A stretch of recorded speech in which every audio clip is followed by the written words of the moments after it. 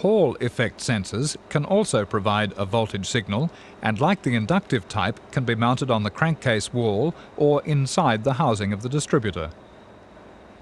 The sensor has a permanent magnet and a Hall switch as part of its assembly, and an air gap between the magnet's north and south poles.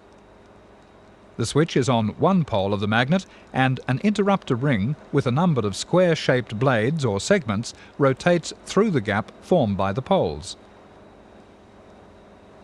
When it's used in a distributor, this interrupter ring has the same number of blades as engine cylinders, and a corresponding number of windows or gaps between the blades. The magnetic field is strongest when the gap is aligned with the poles. This allows the switch to earth a low current signal voltage that is applied to it. When the interrupter ring rotates so that a blade is in line with the poles, the magnetic field is shielded and the signal voltage is not earthed. With continuous rotation, the blades repeatedly move in and out of the air gap, and the signal voltage will appear to turn on and off repeatedly. The control unit uses this on-off signal to detect engine RPM and to control ignition timing.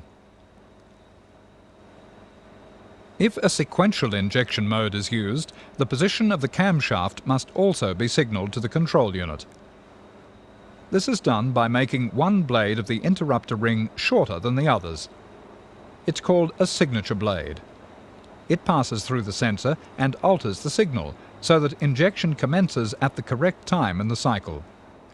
Since the distributor rotates at camshaft speed, the sensor in the distributor provides camshaft position readily. When the sensors are on the crankshaft, a separate sensor is needed for camshaft position. It identifies when to commence injection for the number 1 cylinder. Injection for the other cylinders then occurs in the same sequence as the firing order.